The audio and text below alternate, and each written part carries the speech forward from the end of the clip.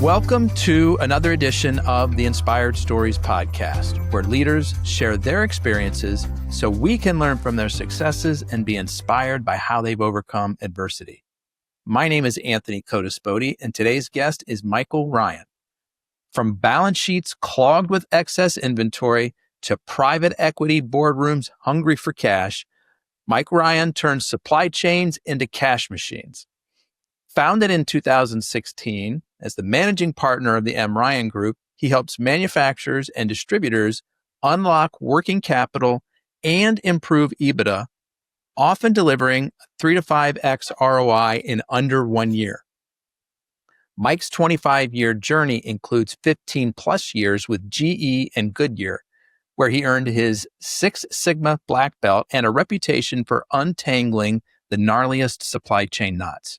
Whether aligning sales, finance, and operations, or freeing up millions in idle product, he's obsessed with one thing: turning supply chain chaos into enterprise value. Today, he's here to explain how boring inventory hides a gold mine and some of the moves any business can make to claim it.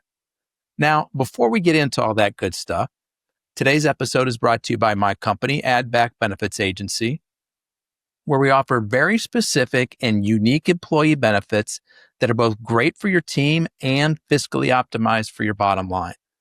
One recent client was able to add over $900 per employee per year in extra cash flow by implementing one of our innovative programs.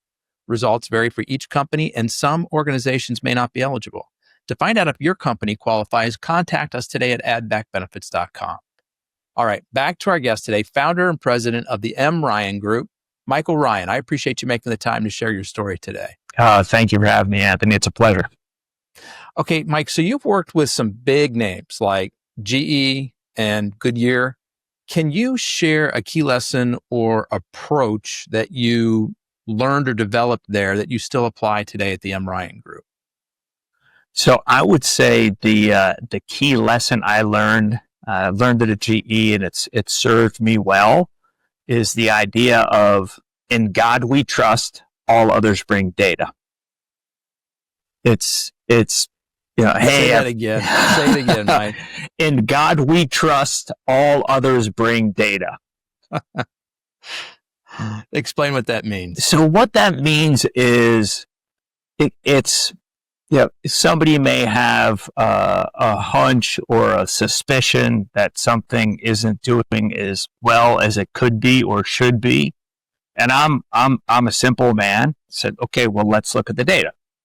Let's see if what you're seeing or feeling bears out with the data, and likewise, as we go to quantitatively prove changes that we've made have had an impact, right? It comes back to the data. So in God we trust, all others bring data. I love that. Okay, so how did the idea to start the M. Ryan Group come about? What was the trigger there? Oh, you're laughing. This must be a good one. I got fired, Anthony. That's the that's the quick answer. I had been VP of operations for a family office owned business. Business ran into some challenges, and my services were no longer needed. So, I had, getting out of corporate, I had started to build a network in Northeast Ohio and just come to love Northeast Ohio because there was just so many good people. And, as I'm having these phone calls, I get connected with this consulting firm out in California. And, my objective was, hey, is there a VP ops or VP manufacturing role at one of the clients that they've served? And as I'm having the call, the guy I'm speaking with, we just click. And he says, hey, I've got a project it's in St. Louis. It's right in your wheelhouse. Would you like to work a project? And I said, well, I've got a wife and 4 kids who have grown accustomed to eating. So yes, I would love to work a project. And I had an absolute blast. That first project, it was fun. I just enjoyed it. And I realized, how much I had learned throughout my career. And 1 became 2, 2 became 3. And then that third engagement, they shared their billing with me. Now, I do math all day, every day. And I'm like, okay, I'm getting about 20%. The other guy on the ground with me is getting 20%. The house is taking 60. I now understand why the house took 60, but I was explaining this to Wait, what do you mean by that? 20% of what? of 60% of what? Of the billings. So let's say, just for sake of round numbers, it was $100,000 engagement, right? I got 20,000. The other guy on the ground got 20,000. Gotcha. So who brought you in wasn't the company themselves. It was a consultant that had a project. They were placing you there. So they took the majority of it. Okay, correct. Got it. Correct. And now, I fully understand why. I mean, there's a ton of value in that business development and the relationship. So I was explaining the 60, 20, 20 to my wife, and she looks at me and she says, "Wouldn't it be better to get the 80 instead of the 20?" And just like that, the M. Ryan Group was born. And what was that first project? What did you go in there to fix that was so in your wheelhouse, as you put it? It was supply chain and inventory. It was a supplier of replacement parts to the construction industry. Very capital intensive industry, very expensive parts, and the manufacturer had too much of the wrong stuff and not enough of the right stuff, and it tied up a ton of cash. Okay. It was a giant inventory snarl. It was. So, okay, I touched on it in the interview. You've kind of touched on it a little bit, but sort of lay out sort of the breadth of the services that you offer. Thank you for asking. So, typically there's a couple of projects that I engage with really that are my sweet spot, my wheelhouse. Number one is the inventory diagnostic. So it's 30 days or less, figure out in what ways a business can start to unlock cash and create value with the product they already have. And then the second line of services revolves around sales and operations planning. So sales and operations planning is at its core getting the right people to talk about the right things at the right time. So I've got a 90-day S&OP kickoff product offering, and then that follows up typically between 12 and 24 months later with an S&OP audit to make sure that the business is still maintaining and delivering the results that they need. Okay, let's peel back layers a little bit here, get into a little bit more details. Let's start out, maybe explain what fill rate is and a few ways that you can help companies improve it. So what fill rate is how many times a customer can either call up or place an order online and the business has the product that they need. So, for example, if 95 out of 100 orders can be filled, then the business has a 95% fill rate. And, I've always looked at it, had a guy named Kevin Oliviers who taught me this at Goodyear, that when there's a customer who is ready, willing, and able to put cash in your hand, you better have the product that they need when they need it. So you want that fill rate to be as high as it possibly can. And when that fill rate is low or it's dropping, what are some things that you typically find are easy levers to pull to fix it? Great question. So when fill rates are low or dropping, it's because the business doesn't have enough of the right product at the right time.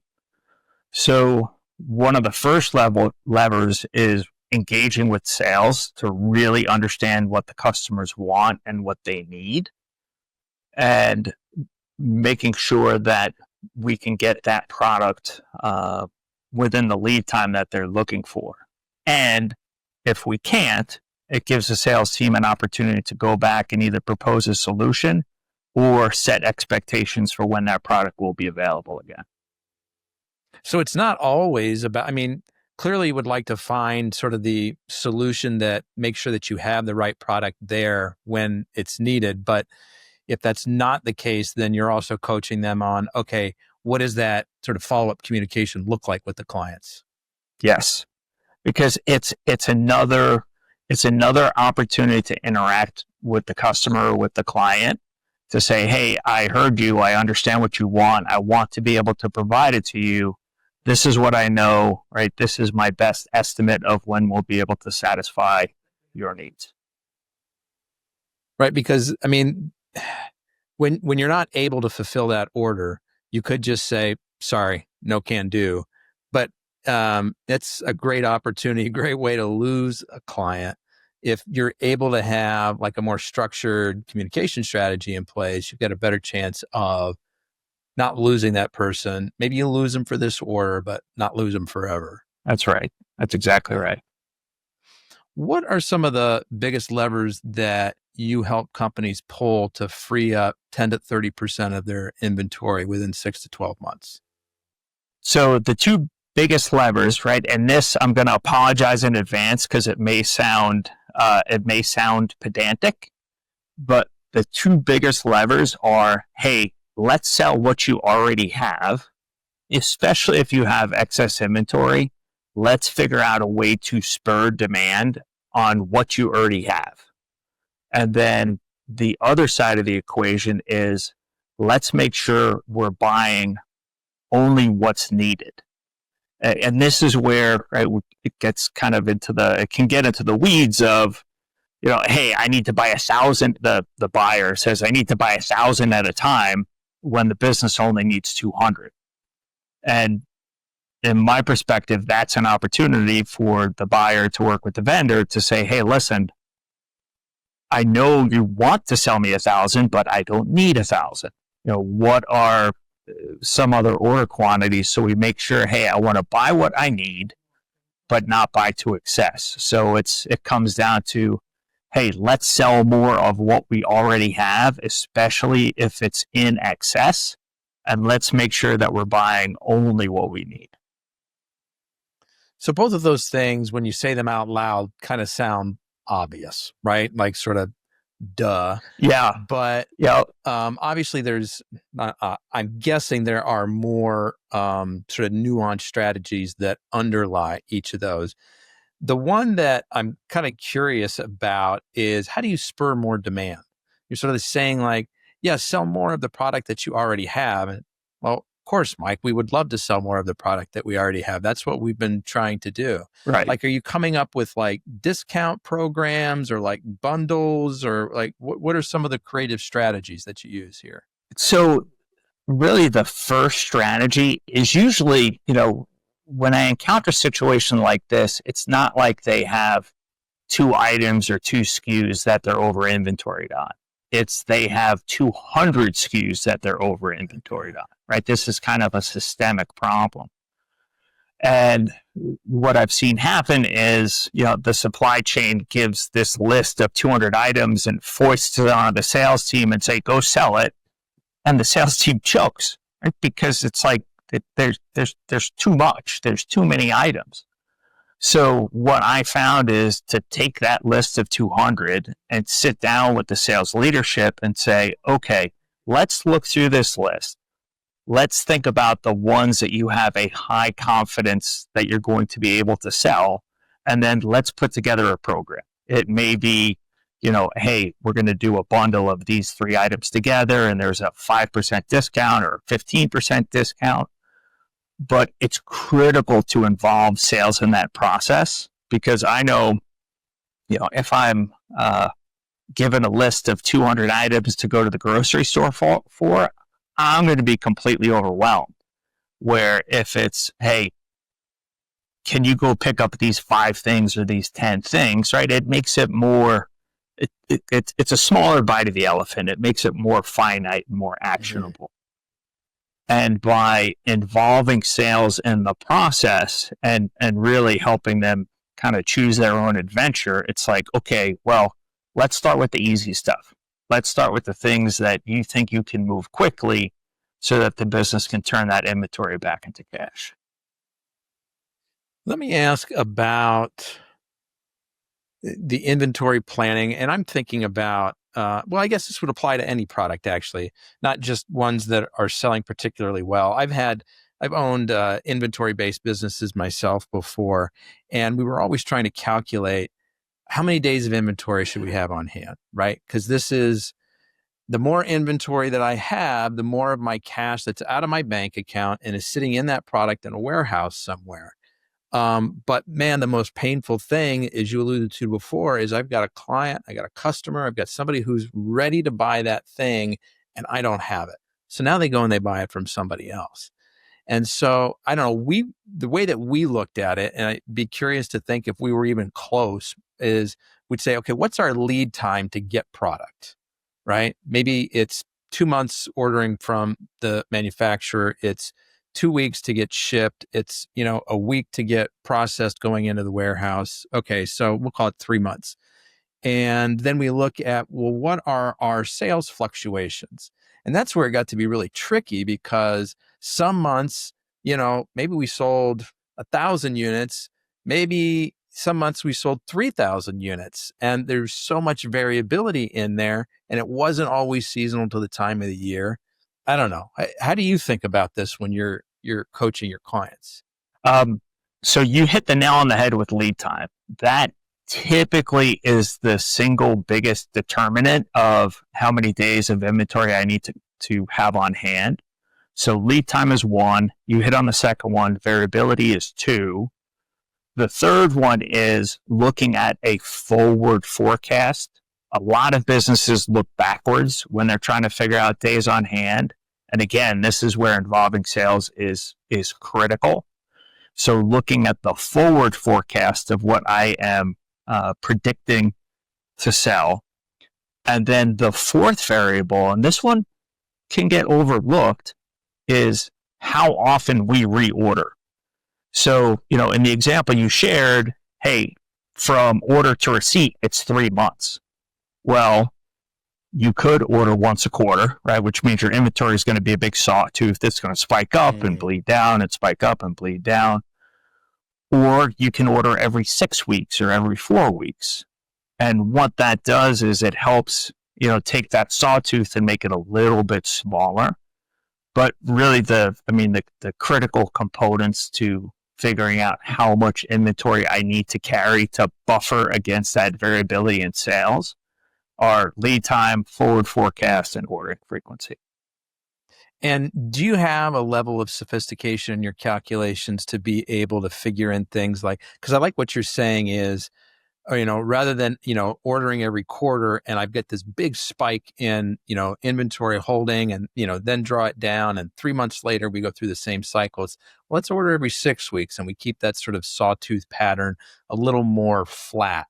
But, then there's other things to factor in, like, maybe it's shipping from overseas and I get a discount on that container rate, or I get a discount on the per unit production rate. And how does that compare to the cost of holding extra inventory if I'm ordering more? And at that point, then my brain just starts to melt because I don't know how to do that math in my head or on a spreadsheet.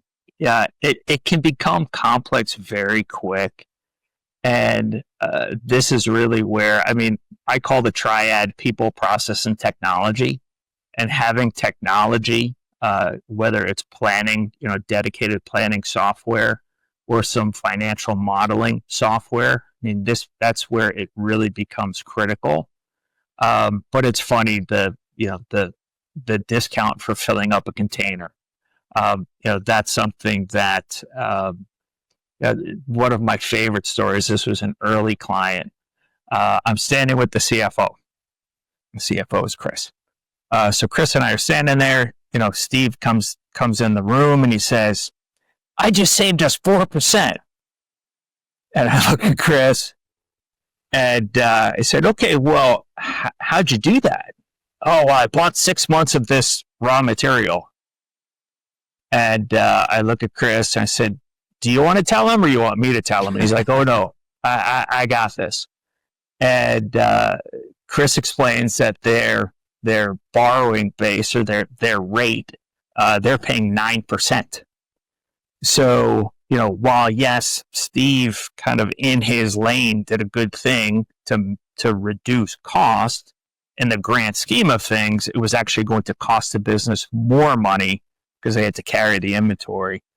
than they would save. So it's it's kind of a good example or a good opener into helping people see kind of holistically how one small decision here can impact the financial footprint of the business. Now, Mike, I've seen that your group advertises a 3 to 5x ROI for many of its clients anyways. What are, again, some of those other strategies, methodologies that you employ that allows you to deliver such significant returns? So part of it, Anthony, is looking at the 80-20 to understand where the biggest points of pain or the biggest opportunities are for a client. And, especially in the beginning, working with a client, it's understanding, the impact and the effort that's needed to, deliver a win. And in the beginning, for me, my approach is, hey, let's rack up some quick wins. Let's do it fast. They may not be, giant, but they're big enough to matter. They're big enough to be material and have an impact. Let's get some momentum going. Let's get some momentum going. And, that I think is one of the biggest things, is to say, hey, listen, it's like how you eat an elephant, one bite at a time. So let's take a little bite. Let's log the win, and then let's keep going and going and going. So I think it might be helpful both for me and the listeners if we kind of dig into a few case studies, and so we can hear more particulars. So let's talk first about the $350 million manufacturer and distributor that had a problem where their inventory was growing faster than their sales. What was the landscape when you came in, and what did you do to kind of right the ship? So the landscape was, the warehouse was literally bursting at the seams. And I got brought in because the operating partner, so kind of the liaison between the private equity firm and the portfolio business, said, hey, Mike, these guys got a problem, right? Their working capital is through the roof. Their inventory is growing faster than sales. They're running out of cash. So in that case, one of the biggest problems or biggest challenges that business had was their portfolio was huge. And by huge, they had 25,000 SKUs. And there was a lot of overlap in their portfolio. So, some businesses have kind of the good, better, best approach.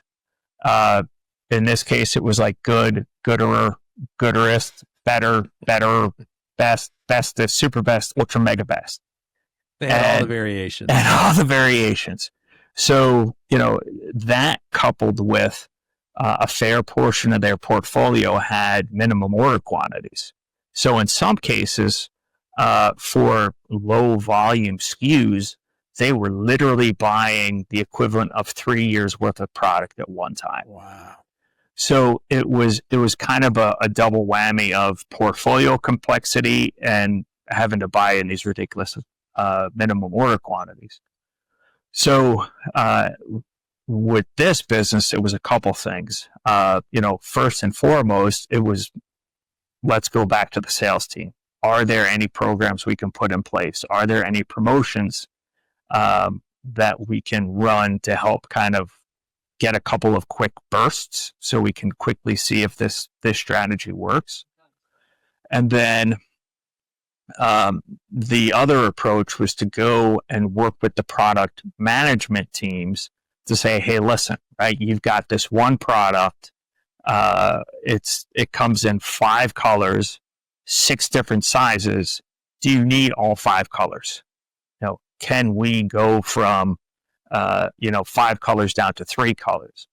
And as we started kind of digging into it, was, oh, well, this customer only buys this color. I'm like, okay, well, how important of a customer are they, right? And I love this. All customers are important. I'm like, yeah. I'm like, there are some customers that are more important than others. Let's put it on a scale. And what we saw was this was the equivalent of like a C customer. They bought intermittently. We had no communication. So it's like, listen, let's turn the tables and proactively communicate to this customer, hey, we're discontinuing this color. We have this many in stock. If you want to buy them, you're welcome to them, but we are not going to order them again. And they bought them all, which was great. So it was really kind of taking that outside perspective of and constructively questioning, do we need 5 colors? Do we really need 5 colors? And, who's buying? Where does 80% of the sales come from? Sorry. So this particular instance, did you say there were 25,000 SKUs? Was that this? And so, like, I understand having that conversation like once or twice or even 5 times as an example with the team, but you can't go through 25,000 individual SKUs and have that conversation one by one. That's got to be where some of the software comes into play. This is absolutely where the tech comes to play. And in this case, the business had 4 different product managers. So it was dividing and conquering. And it was a really neat process because we involved the product managers, the supply chain and sales, and said, hey, we need to do a rationalization, right? It's not that we want to do it. It's we really need to do this. So what we did really before we presented the data was, hey, let's define the criteria of what makes the cut and what doesn't make the cut. And then using the technology, we could basically go through the portfolio and say, hey, right, this 80%, right, it makes the cut, this 20% doesn't make the cut. So it then became a process by where, as we went through, hey, these are the ones that fell through the screen, right? We want to cut them. Then it was, okay, give us a reason not to cut. So it was almost like... got to make your case. You got to make your case for it. So it's a really, the best results I've seen and been able to deliver is when it becomes a very transparent and a very collaborative process. And so give me some stats, some metrics. What were you able to improve there? In this case, it was a combination of we reduced the days on hand. We reduced the, one of my favorite terms is slob, slow moving obsolete slob, right? It seems a little punchier than just excess slob inventory. We were able to take out, I think it was 12% of the slob inventory in the first 6 months, which business size inventory of this magnitude, I mean, that was substantial. That was substantial. Okay. All right, let's do another one. $80 million capital equipment manufacturer that had reached its borrowing limit, meaning banks were saying, no more lines of credit for you. No, you're tapped out. They go to the banker and they'd say, the business would say, more, please. And the banker would be like, beat it. Yeah. So in this case, this was really interesting.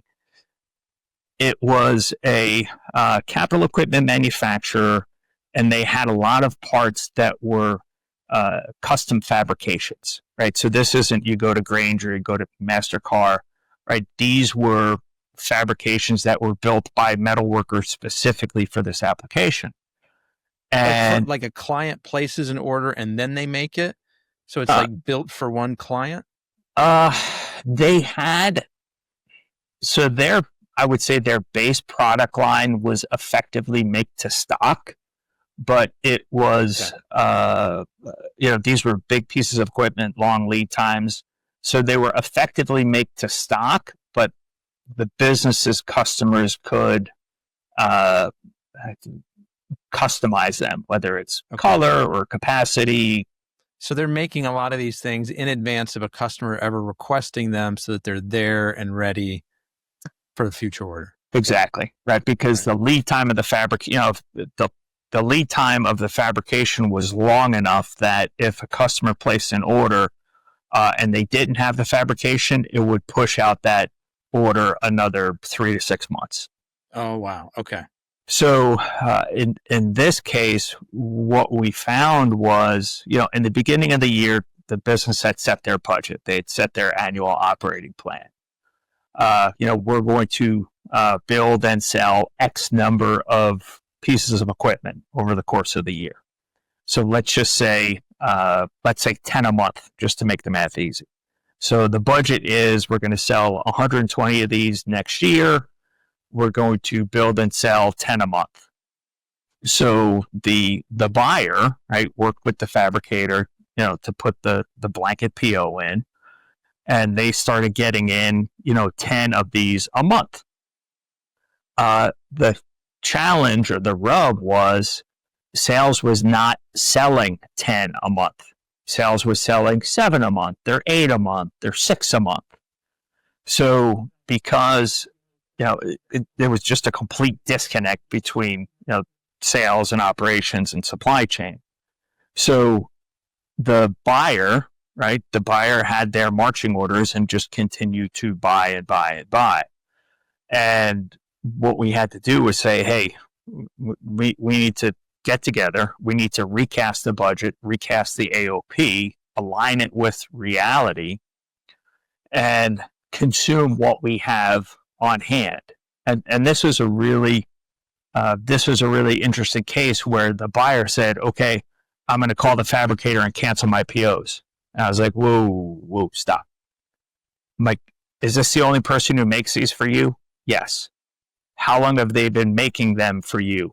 Forever. I'm like, well, what's forever? 20 years? I'm like, okay. Odds are that we are a significant portion of their business. We need to have a conversation, right? Because if you just call and cancel, you're going to destroy this relationship, and it's going to come back and bite you in the behind 6 months from now. I want to pause for just a second. I want to hear how this story unfolds, but the sort of human awareness from you on that, I think, is really astute, because it's easy to sort of look at things in black and white, and that one person will say, okay, I see what you're saying, I'm going to cancel this order. And you're like, hang on a second, this is going to have a domino effect. And this is not a bridge that we want to burn. We don't want to, topple somebody else's business, especially since it's an important part of our supply chain. Let's schedule a conversation and see what we can sort of untangle. I just want to give voice to that because I think that's really astute of you. Oh, thank you. It was, for me, and this is, I'd say part of the experience I got from GE was GE was the 800-pound gorilla.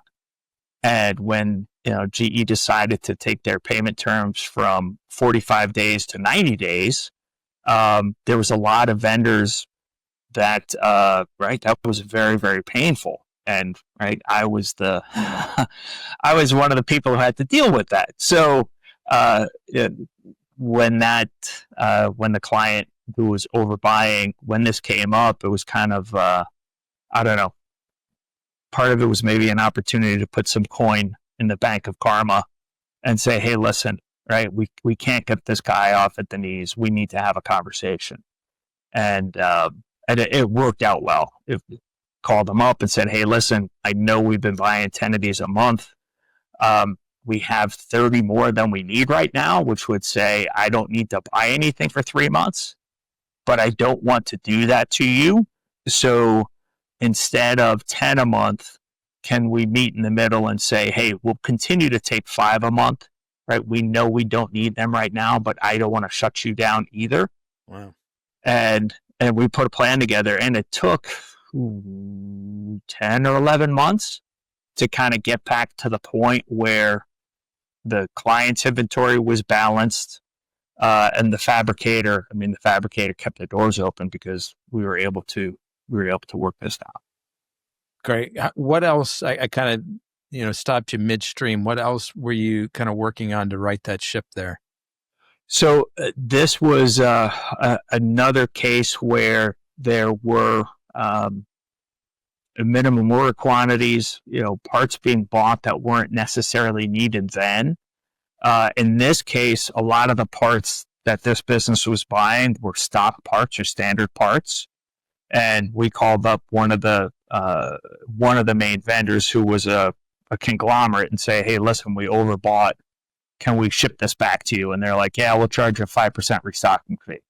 And at that point, the business was like, okay, that's cool. If I can get 95 cents of every dollar that I spent on that, I'll take it. I'll take the haircut because it's going to put some cash back in the bank and then help them lower the utilization on their credit line. Wow. Yeah. And so by the time that your engagement with that group wrapped up, were the banks talking to them again, taking the phone calls? Oh, they were, because what I found, and this was kind of one of those aha moments along the way, is the client was very intentional about communicating with the bank in terms of these are the actions that we're taking, these are the results that we expect, and then they delivered right on those promises. So the bank, the bank saw that as the borrower built a ton of trust with them. Okay, let's do one more. Okay. A supplement manufacturer, $150 million supplement manufacturer. Yeah.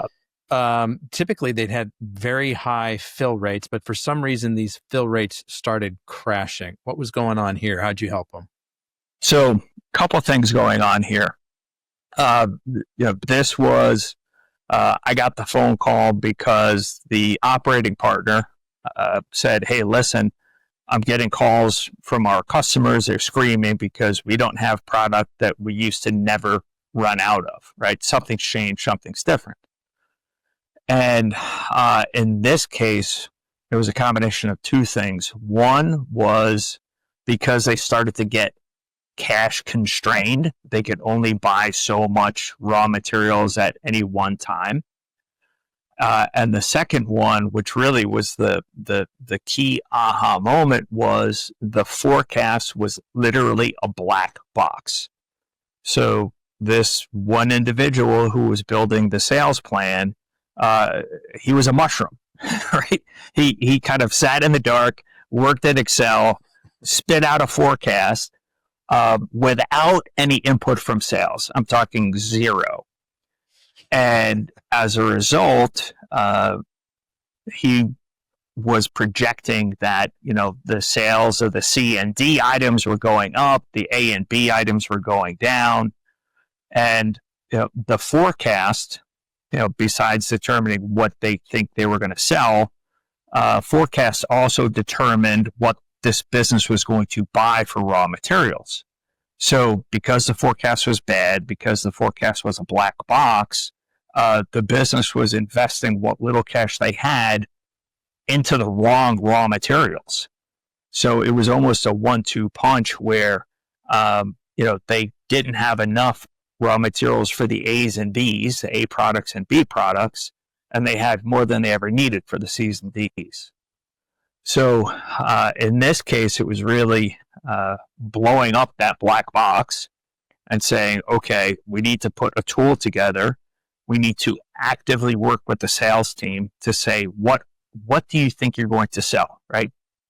Take availability off the table, assuming you have all the product you need. What are you going to sell? How much? When? And then the big thing was really being able to help the sales team visualize the data.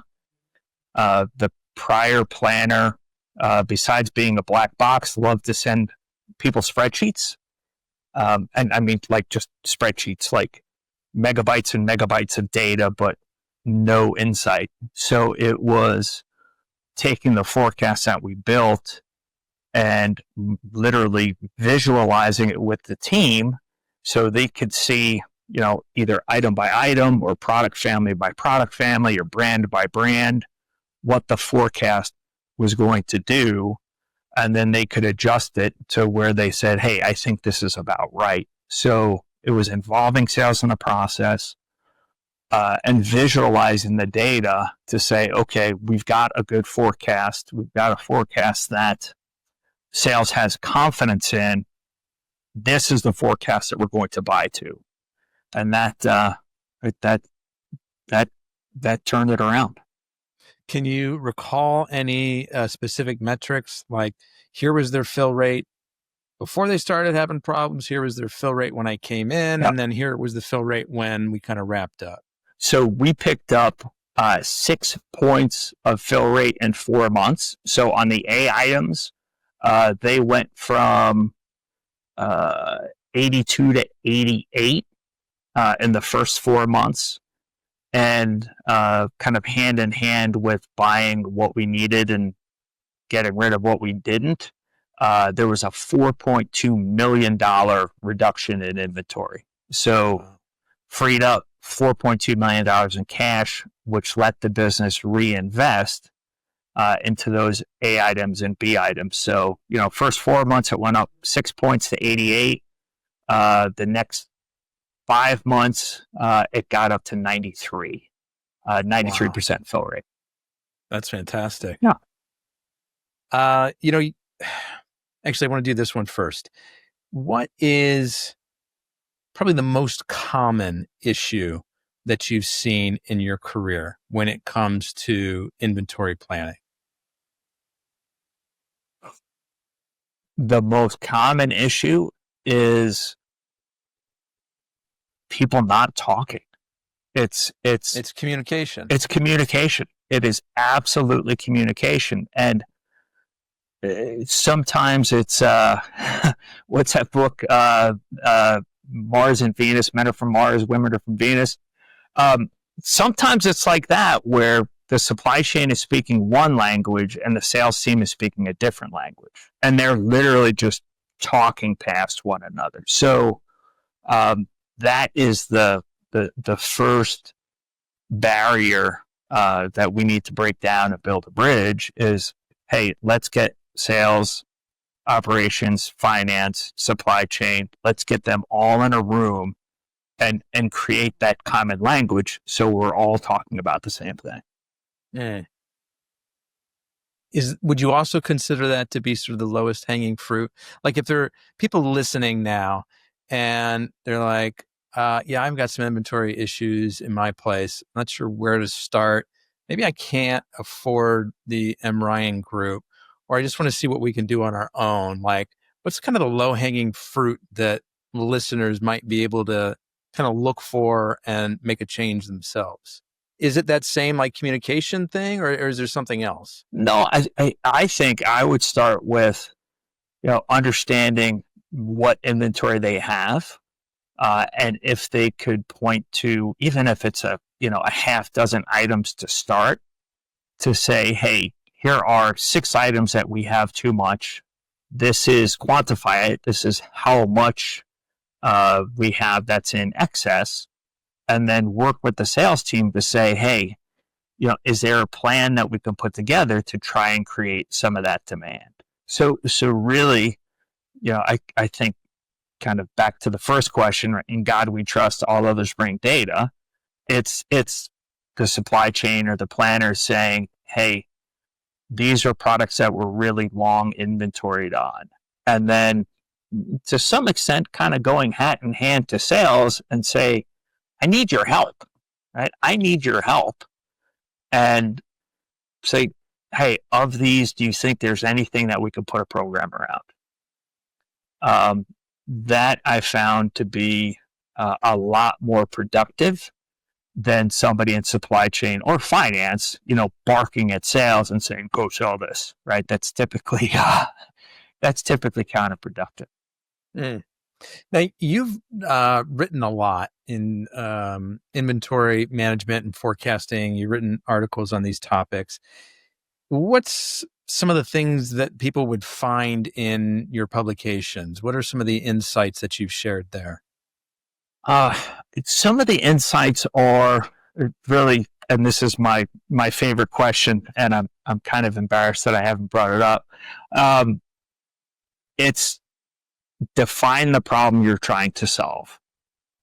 There's people, and most people, I think it's human nature, right? They want to present solutions before they really understand what the problem is that they're trying to solve. So first and foremost, it's, hey, let's define the problem that we're trying to solve. right? That's step one. Step two is let's quantify what it is worth to the business, how much value we can create, how much cash we could unlock if we solve this problem.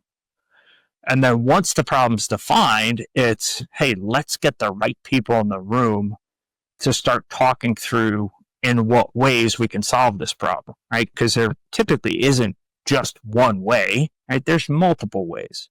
So let's figure out in what ways we can attack this problem and kind of work to crush that inventory iceberg. Mm.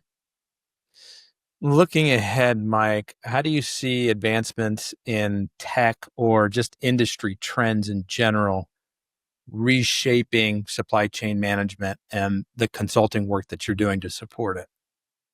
So I think there's been a ton of development and a ton of iteration the last couple of years, especially around supply chain planning.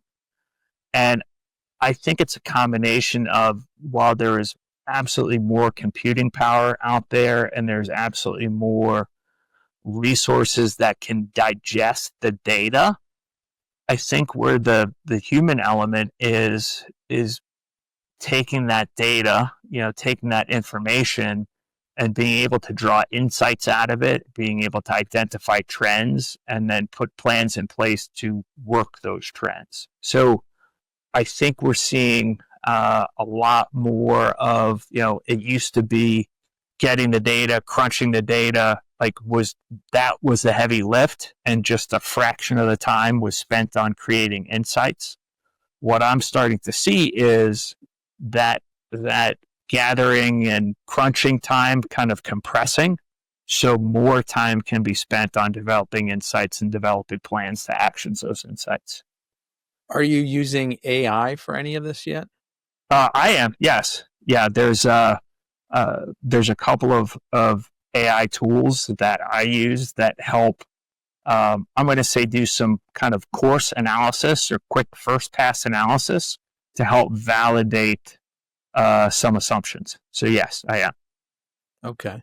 How do you see that use of AI unfolding? Do you have ideas percolating on other ways to use it, or are you hearing people talk about new tools that are coming?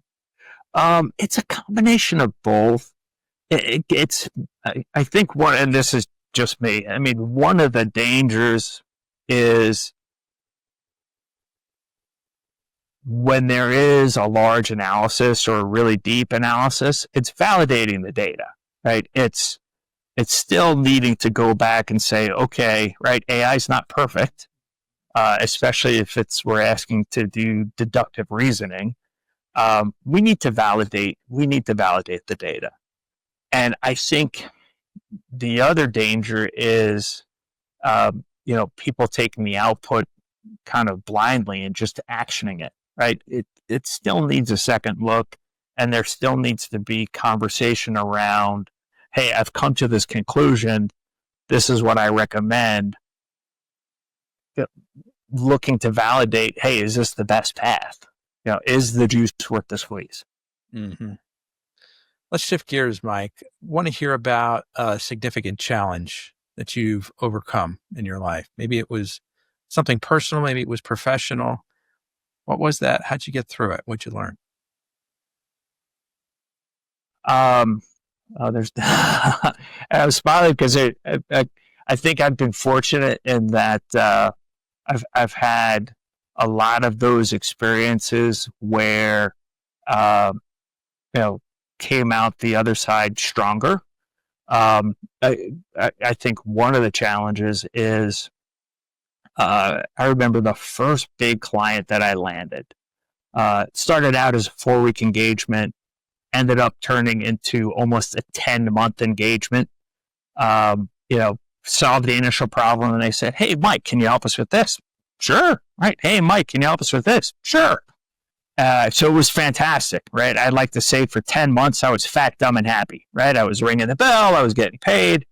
And, when that engagement closed, what I realized was, I haven't talked with anybody in 6 months, right?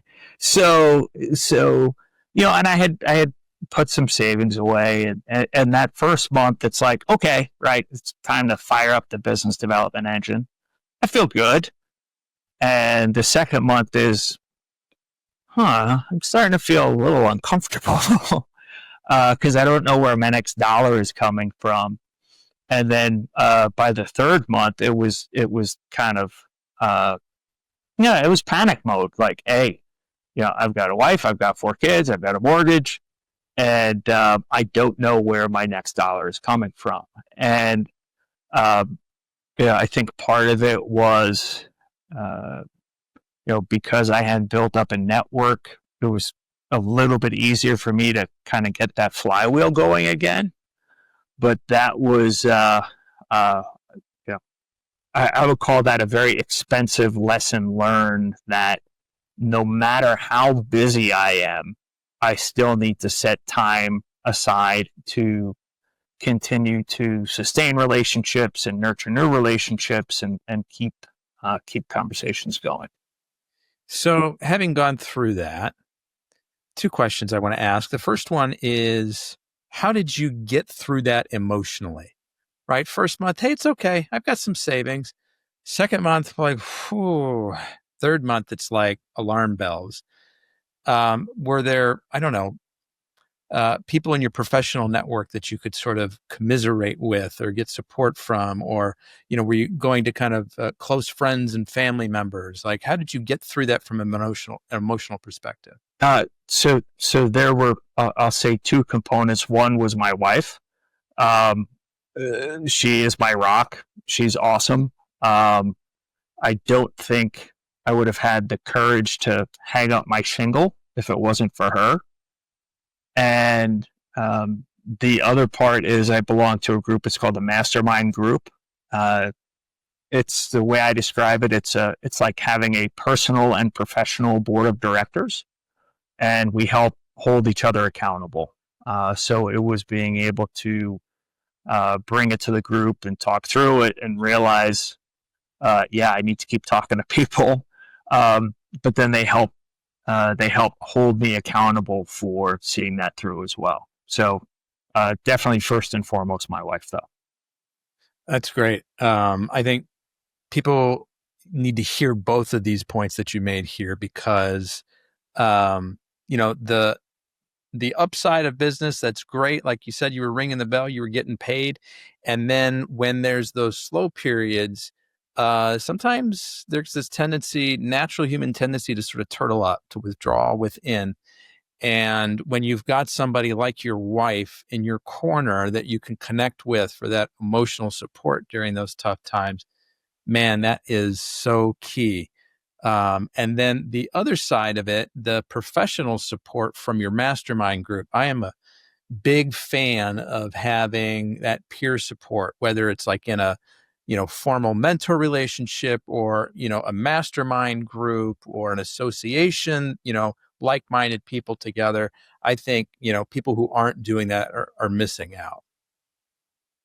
Yeah, I agree. And it's interesting, one of the things you said about kind of turtling up, I found that, especially in the early days of starting the firm, I think that was kind of my default was to turtle up. And I learned that the best way my wife can support me is by challenging me when I turtle up and saying, hey, listen, right, I've had 3 calls this week. One felt really good. One was okay. One was a dud. And involving her in the process to say, hey, when it's going great, I want to celebrate. And when it may not be going as great, being able to communicate that as well. I love that. If people sort of dozed off for a second, rewind and re-listen to that, because I think reaching out and establishing that connection with people in a safe way, people that you feel comfortable with when you're going through those difficult times, is probably the best medicine that I've found. It's probably the best medicine I think exists. So having gone through that, the second question that I wanted to ask you is, how do you approach networking and business development now? Great question. So I think there's a couple things there. One is what I've learned, it's called the fishing line, and being able to articulate, I help X with Y. In the very beginning, I would say, hey, I'm a supply chain guy. And I would spend more time explaining what I didn't do than what I actually did. So being able to say, hey, I help middle market manufacturers and distributors solve supply chain and inventory problems. And so it's making it easier for people to understand, right, in what ways I can create value. And when it comes to networking, it's understanding, hey, who's my target audience? Who are kind of my people in terms of, people that I can be of service to, or they could potentially connect me with other people who are inside my target market. So it's, understanding that we're all blessed with the same 24 hours in a day, and spending it as wisely as we can will just help create that return on investment. Love it. Mike, for people listening, what recommendation would you have in terms of a podcast, a book, a course, another resource that has been helpful to you, maybe helpful to others? So one podcast that really helped kind of shape my consulting business is called The Business of Authority. Jonathan Stark, Rochelle Moulton, and it's really a combination of two things. Jonathan Stark, his approach is hourly billing is nuts, right? He's a big proponent of fixed scope, fixed fees. And Rochelle Moulton, her focus is on building authority and personal brand. So The Business of Authority is one that I would highly recommend. And why the big preference for fixed fees? Because the way I look at it, when somebody is billing by the hour, they become incentivized to make the work last as long as humanly possible. And then, the billing by the hour person may think they're doing well, but then the client is unhappy. And in that case, it's all about price. It's not about value. For me, the way I approach things is, hey, let's start with how much value we can unlock and how much value we can create. And my approach is, I never want a client to have to think about, is the meter running if I pick up the phone and call Mike, right? Mm-hmm. Is the meter running if I grab 30 minutes on his calendar? It's understanding that, and this comes back to ROI and the return on investment, that, right, the investment in me and my firm is going to create a multiple for the business. So by having a fixed scope, right, we understand, and the expectations are clearly defined in terms of what's in and what's out. And fixed fee means no surprises. I like that. Mike, what's your superpower? I don't know if I call it a superpower. One thing I learned, a little factoid, I grew up on Long Island, New York. Both my folks were cops. My dad and my mom were cops. I think one of the things I learned from my dad is he could speak with absolutely anybody. So I think that's kind of one of the skills that I got from him. And I'd say the other, I'll call it a strength. I don't know if it's superpower levels, but I'll call it a strength, is being able to see, hear kind of what seems to be disparate data points or disparate pieces of information and connect the dots to understand, hey, if I pull this lever here or something happens here, this is what happens all the way downstream. So, it's It can be connecting the dots. You can see the chessboard. I can see I can see the chessboard. Yes.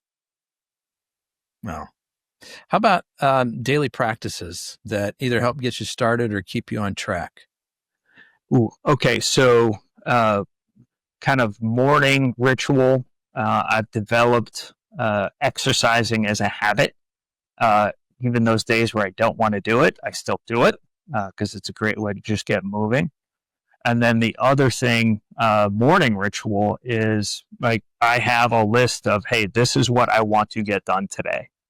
And it's not just what I want to get done, but like this is the next action I have to take to make progress on this goal. So being very clear about what I want to accomplish. And that's the start of the day. And then evening ritual is I read every night before I go to bed. That's how I kind of mentally shift gears and help kind of calm down. I don't know, calm down sounds extreme, but it helps me transition from my mind going a mile a minute. Unwind. Thank you, Anthony. Unwind. A lot of times in the moment when we make a mistake, what feels like a big mistake, feels crippling, like this is going to have serious ramifications. When we can look back the little distance in the rearview mirror, we actually look back at that event with some gratitude because we realized that it propelled us in a different direction. Can you think of something that happened in the moment that felt like this is it, but now you look back and you're like, oh, I'm so grateful for it? Oh, the one that immediately jumped to mind. I had a boss. I was probably mid-30s, and I had made a mistake. It wasn't a no lives were lost kind of mistake, but I fat-fingered a calculation. He kind of blew up. And I came home and I was mad. I was mad at myself. I was mad at my boss. And, my wife looks at me and she's like, what's wrong? And I explain it to her. And she looks at me and she goes, I think you learned something today. And I'm like, what's that? She goes, yeah, you made a mistake, right? You owned it. I did. But how your boss handled it, you're learning exactly how you don't want to respond or don't want to react. And like I went from, kind of being red in the face and upset to like cool hand Luke. I'm like, you know what? You're right.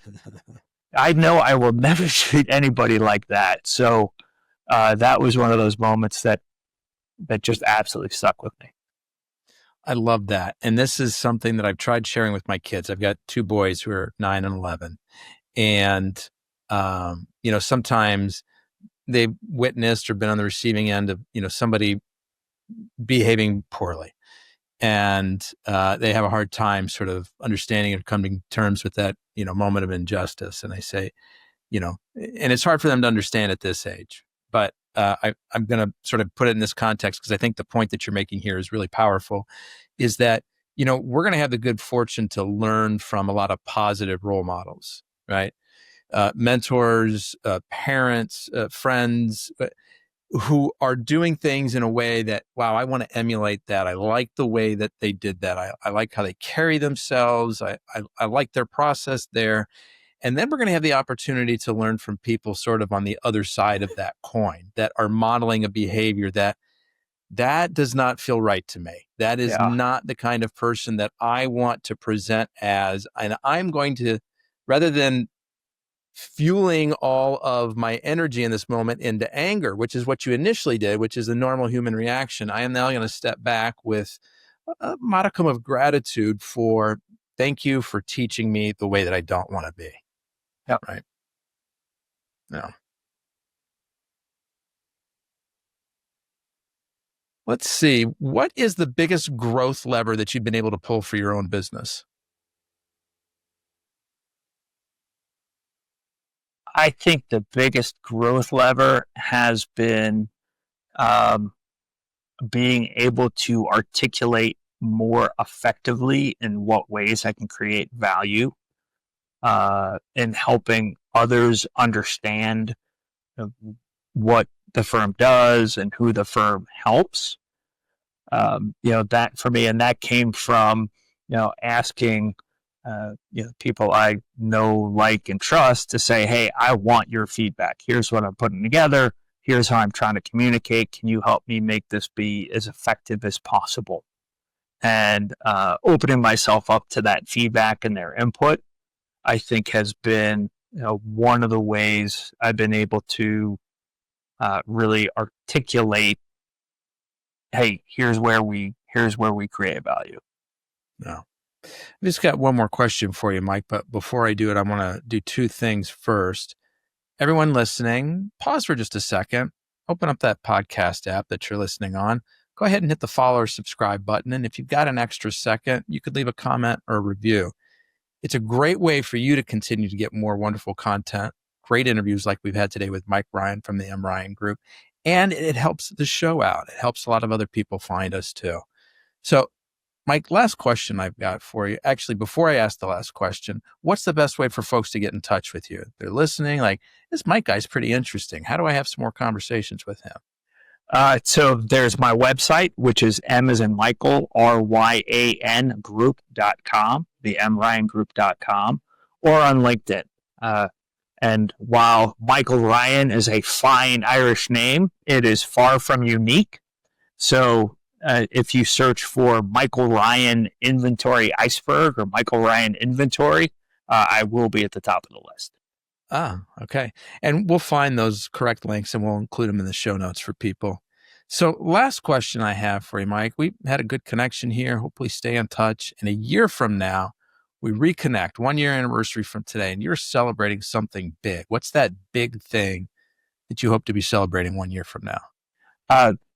Big thing I hope to be celebrating 1 year from now is some partnerships with some software companies where they have the technology and I bring the people on the process, and really scaling and accelerating the implementation of sales and operations planning processes.